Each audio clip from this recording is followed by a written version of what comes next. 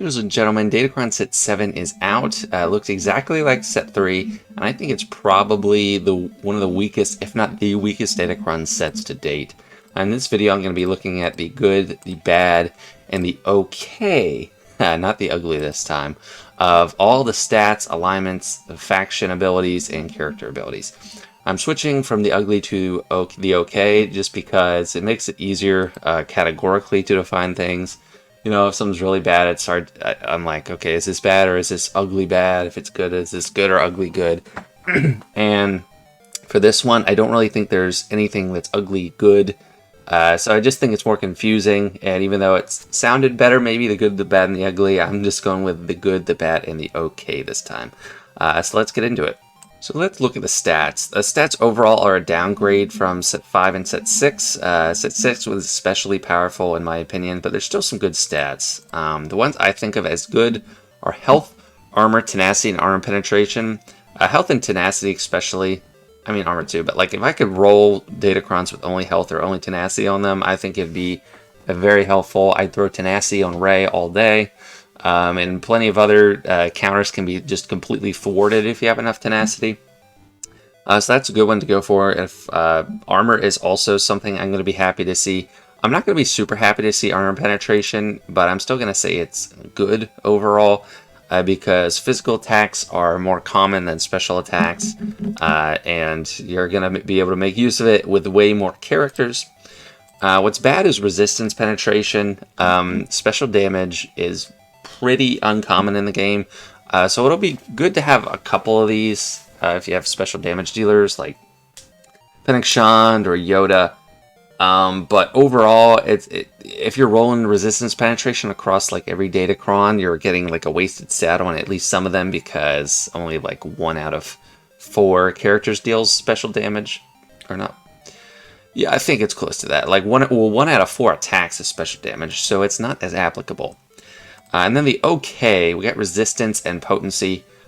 These, I mean, they're not bad, so this is why I'm glad I have the okay category, because I don't think potency and resistance are bad by any stretch. Just, I'm not going to be happy to roll them. There's going to be a few teams that make great use of potency, and then for a lot of them, it's not really a concern. Because there's plenty of teams that aren't relying on their debuffs, or they have irresistible debuffs, so potency doesn't matter. And their resistance, and while the special damage thing still holds that there are less special damage attacks, any character can take a hit from a special damage attack, but only a few can deal out special damage. That's why I think resistance is better than resistance penetration. And just overall, I think the stat boost is more impactful anyway than the equal resistance penetration.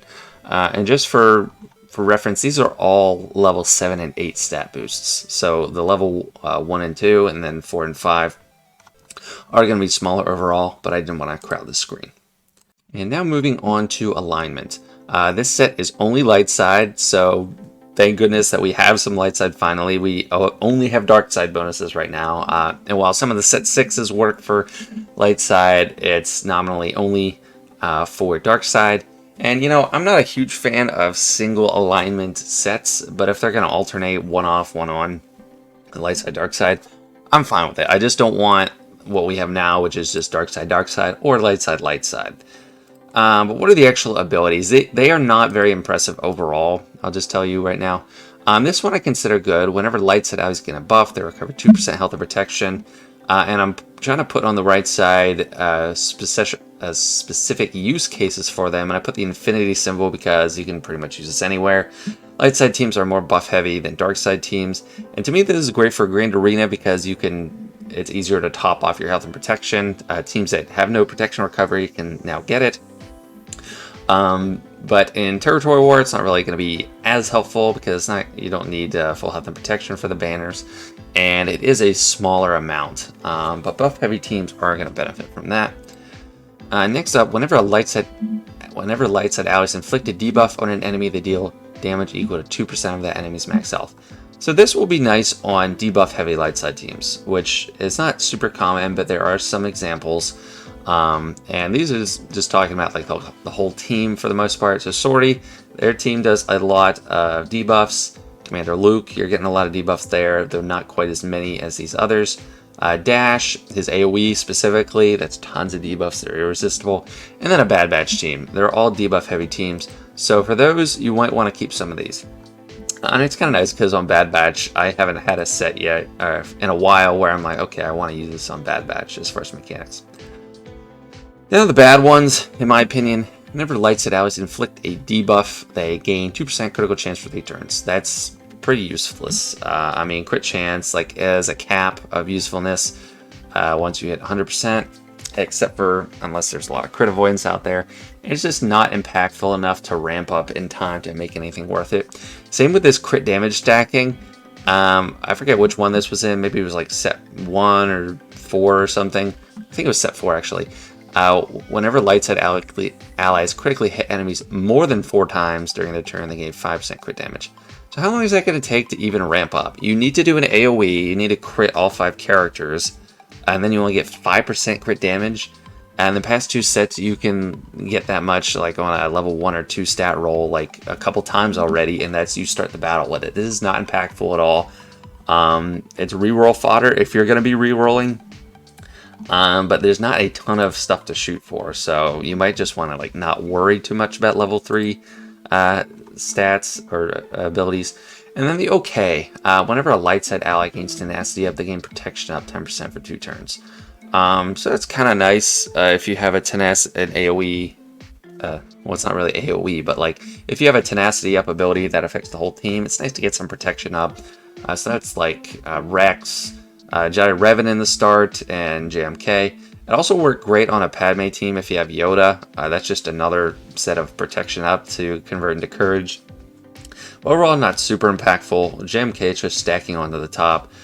For Rex, I think it's nice, but I'd probably go for recovering health and protection for any of those teams anyway. So nothing too impressive here, so nothing game breaking. Like set 6 with the tank revive and the turn meter was way better.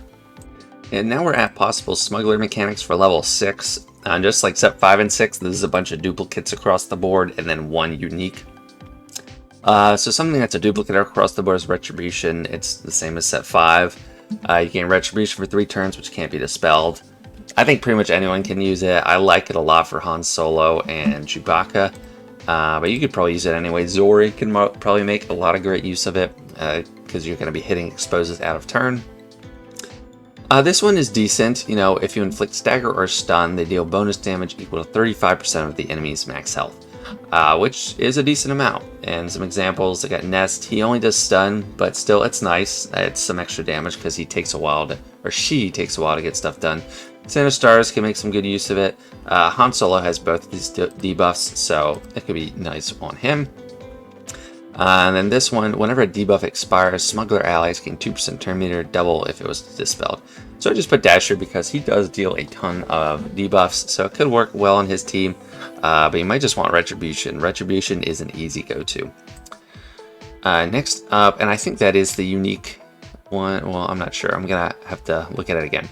So these other 2 are bad, in my opinion. Whenever a debuff expires on an enemy, Smuggler allies gain 2% tenacity and potency until the end of the battle. I don't think that'll kick in time to be useful, because Smuggler teams aren't the strongest. I mean, you got Jabba, who's a Smuggler, but, you know, by the time they dispel, you're waiting around for that, and then it's only a little bit per debuff. I could be wrong here. I could see this one, like, there could be use cases, but right now I'm going to say it's bad. And then next is whenever a Smuggler ally has less than 100% turn meter and gains bonus turn meter, they gain 2% critical damage for the rest of the encounter. I don't think that's bad. That takes, I mean, I think it is bad. It takes so long to kick in. It's only 2% crit damage. It's like only on each character. So if you did a turn meter gain that affects the whole team, it's each character is only getting 2% there. It's just so slow. It's hardly an impact. Next, whenever Smuggler allies target another ally with an ability during their turn, they both gain 5% defense, max health, max protection, offense till the end of the battle. This sounds good in theory, but there's not too much targeting abilities in Smugglers, just overall.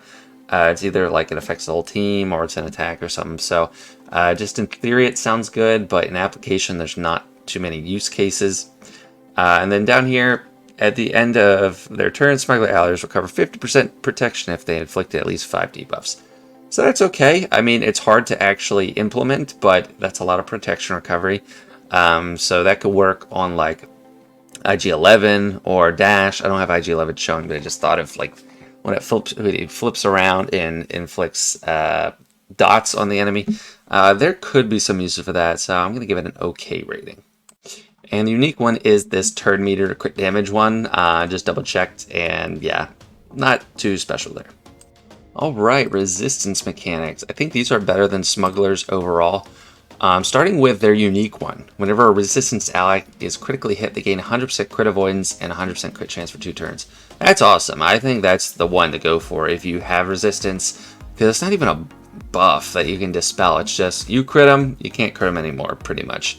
And they're always going to crit. So I really, really like that. That seems unbalanced compared to the Smuggler one, but definitely one to go for.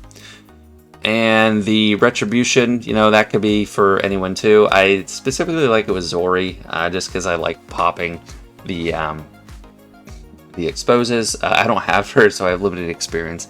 But I think Retribution would work particularly well there for her. So those are the top 2 in my opinion. And then the Stagger or Stun. There are some instances of these debuffs in Resistance, not a ton. Another one I didn't show is Resistance Hero Poe. But I don't think it's worth it to go for that over these 2, but if you can't roll anything else, it's not the worst to have. And then one that's really good for Rey, this is the one I said would be good with Smugglers if they had more targeting mechanics. Rey is targeting all the time. When she's giving Lifeblood, that's going to soup up her max health, offense, and defense. That's great. It's going to be slow, but if she takes a lot of turns, you can especially make good use of this on offense. But like if they have a Star Killer team and they're getting at you, it might not come into play a whole ton, and you might just want the crit chance, crit avoidance one. But you could stack quite a bit with Rey over time. And the bad one is the Potency Tenacity. The next one is the okay ones are whenever a debuff on an enemy expires, resistance allies gain 2% turn meter, double if it was dispelled. So Resistance doesn't have a ton of turn meter for like the base teams. Well, actually it does with Jedi Training Rey, so I kind of take that back. But with like Rey, Galactic Legend Rey, you don't have a ton of turn meter. That's the only team I'm used to using most of the time. But that could be helpful. It's okay, but I can't say that it would be better than any of these up here. And then for the protection recovery, Holo can possibly inflict 5 debuffs and recover that protection, but it's unlikely because her potency isn't very high. So it's just okay. It could honestly be bad, in my opinion. There's just not enough debuffs to go around. R2 could also do 5 debuffs, but it's just too hard to actually trigger. Moving on to droid mechanics, starting with the unique one for the droid set. At the start of each droid ally's turn, they inflict target lock for 1 turn, which can't be resisted to a random enemy that does not have it. Whenever a droid ally uses a basic ability against a target lock enemy, they recover 10% protection, 5% turn meter. So that's great. This has Grievous written all over it. You really want those target locks out there. You want to be hitting target lock to gain turn meter. There's even more turn meter gain, so this is going to be awesome for him. It's a must-have. It might be one of the only must-haves in this set, so actually go for that. You're going to get a way better turn meter train, and you're going to be able to recover banners. So he's going to be a great offensive team. And then Retribution, anyone can make use of it. Just a easy go-to. You get 3 turns of it. Just really good. And then this one, you know, it could be useful. There are some droids that target a lot, and B1 especially targets all the time. If you don't have this, I still wouldn't recommend this because this one is better than Grievous. But if B1's targeting Grievous all the time, he's going to build up his max health a lot and get him to deal a ton of damage. And then whenever a debuff expires, the turn meter gain. The sortie team in particular does have a lot of debuffs, so this could actually work better on them. Whether it's better than the Retribution, I don't know. Possibly, possibly not, because a big counter is Bad Batch, and they're going to dage you anyway. But I don't know. Each one, we'll have to see how it plays out. Each one has its merits. Then bad is potency, tenacity stacking. I mean, again, I could be wrong. I could see me being wrong here. It just takes a while to get going, and the fact that it's just you gotta wait for the debuffs to expire. If you have a turn meter train going with Grievous, the enemy's not gonna get a ton of turns, so they're not gonna be expiring, you know? So if it's going well, this isn't gonna do anything. If it's going poorly, it's not really gonna save you. Then okay is the stagger stun. There's just not a ton of stuns. I mean, and it is okay, but I don't think it's favorable to anything for Grievous. He has one stun. 000 has a stun, or 2 stuns on the basic. So you can get some there, but there's not a ton of staggers. So, and I mean, Magna Guard can stun, but you still again want the Grievous one. And then the protection recovery, Sortie could recover protection here, but it's only a so-so ability. I'd probably go for one of these up here, or the Retribution, or the buff expiration with turn meter. So yeah, droids are okay. Definitely go for Grievous. Try to get this one in Retribution, but sadly there's a lot more fillers that you're going to have to avoid. Now we are getting to the level 9 mechanics, starting with Vandor Chewie, and I think this is good.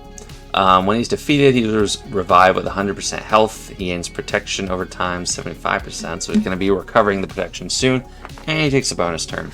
So this is nice to plug into a dash team because the obvious target is Vandor himself. However, I don't think this trumps like level 6 abilities for Scoundrels in set 6, and that's going to apply to Dash's team as well. But for this, once it expires and you just have Smugglers, this might be a good one to have on a Dash team. Next, Santa Stars. The first time each turn Rebel allies or Santa deal damage more than once, there's a 20% chance to increase all enemies' cooldowns by 1. So that's going to be happening a couple times. If you're doing AoEs or Rolos going, it's not a high chance, but there's a 20% chance to increase all enemies' cooldowns by 1. And that's a very powerful effect. It's better than ability block. Of course, it doesn't say it can't be resisted, so maybe this will end up not being that great because it is a low chance and then it can be resisted. But it's still a powerful mechanic that could come into play, so I'm going to give that a good rating. Bad. I can see people thinking this is good, but I don't think of it as good at all. Alright, so Han Solo normally gains 50 speed on his second ability, where he gives himself Retribution, and this just adds 10 speed onto that. So it's saying max 200. Like, are you going to gain Retribution 20 times? I don't think so. So this is not going to be... And like once the battle already starts, the effective speed is reduced. It's the most important like on the first turn, and then after that it's not as important. And young Han Solo, his teams aren't that fearsome, so I don't think of this as good. And it's not worth taking him to R7 for it. Absolutely not. Enfant's Nest. This one is okay, just because Nest is a common R7 anyway. And if you're trying to solo with her, then it could be, I don't know, could be an extra boost. Could be some extra banners if you're covering your protection. But it's not like amazing. It's not going to blow me away. At the end game, Nest solos are not common. In the mid game, this might be a better one, because if you just have her R7 and take her in solo, she's more durable. But if a team can take her out, this isn't going to stop them from taking her out. So it's only okay, in my opinion. Next up, we got Kira. She has a 100% crit chance, and other smuggler allies gain 50%. Prepared allies are immune to turn meter manipulation, which is okay, and inflict healing immunity when they use a basic. And she gains prepared whenever, at the start of the turn, Kira gains prepared. Sorry, I gotta look around my camera here. Whenever Kira gains prepared, all other smuggler allies gain prepared and 5% turn meter. So that sounds good in principle, but she doesn't have a good team. It's not worth taking her to R7. It's for offense only, and like that's how you're gonna be able to make use of it effectively. And I don't know, I just don't see it worth it. So just have an okay for that. But admittedly, I don't have Kira. I don't have this team built up, so I have limited experience. But just my take, only okay.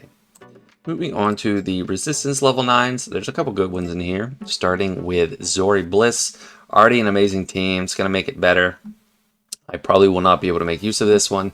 But if stealth is dispelled on a resistance or smuggler ally, so she can work with either level 6, they gain a bonus turn. While resistance or smuggler allies are stealth, they get 100% health steal, and their basics apply tenacity down for 1 turn on their target. Whenever the resistance or a smuggler gain damage immunity or stealth, they recover 100% health and 20% defense, max 200%. So that's pretty strong. I mean, it's just making the whole team stronger. All these things are going to be triggered fairly frequently. And the tenacity down especially helps. So you're going to be letting those exposes pretty frequently, and it's really going to help the team run even better. But another good one that is a possibility for this team is Rose, and specifically because it has Deathmark in it. When she uses Dauntless Bravery, she inflicts Expose, which can't be resisted. So that's her middle ability that doesn't damage anyone. So she is contributing even when she uses that. And then when she stuns with her second special, Shock Prod Strike, when the stun expires, inflict Deathmark. So that's the single best thing about this, and that's what makes it worth it. But then also when she basics an enemy with Expose, she dispels all buffs on them, cleanses herself, and recovers 100% protection and gains some crit damage, 5% stacking. So the crit damage is okay. The stacking with a protection recovery is very nice. The Deathmark, very nice. And the Dispel and Cleanse, again, very nice. I think it might even be better than this, but we'll have to see in practice, and people don't want an R7 Rose. So that can knock it down. But if they are wanting people to use Rose, this is at least decent incentive to do it for a bad character. And the inverse is trying to give a bad character a boost, but failing. Resistance Pilot, when he evades attack, he gets crit chance up and crit damage up for 2 turns and 50% turn meter. That is not threatening at all. It's not useful at all. This character is so bad. He's going to need a lot more than that to bail him out. Just don't do it. And then Resistance Hero Finn. You know, it's kind of disappointing. They could do a lot with the Resistance Hero Finn. He's a good character. He's not a complete waste to take to R7, but all he gets is Foresight when another ally recovers protection. So, I mean, this could be pretty useful when combined with the level 3. Now that I think about it. So you will be recovering protection more often, just when anyone's gaining buffs. So we could have Foresight a lot. But like a common counter to Galactic Legend Ray is Starkiller, and you get Shock out there all the time. So if he's shocked, that's not going to matter. So that's why it's pretty bad. It's just not very impactful. And then Poe. You know, this is borderline bad too, but it's just okay. When he attacks out of turn, recover 20% health and protection. He should get counterattacks a lot from Finn being expired, or if you have Retribution on the team, you can attack out of turn a lot. But honestly, it's not that impactful because if Poe's dying, he's going to die. He's not tanky enough to where the health and protection recovery, 20%, is really going to bail him out anywhere. So yeah, we got 2 goods, 2 bads, 1 okay, and pretty borderline bad. But definitely Zori is the only one that I'd say, okay, yeah, probably go for it because it's good to take her to R7 and she has a good team. Now the last and probably best faction for this set is Droids. For the level 9 mechanics, starting with 3PO and Chewie. This one is a no-brainer to me. I have him at R7 already.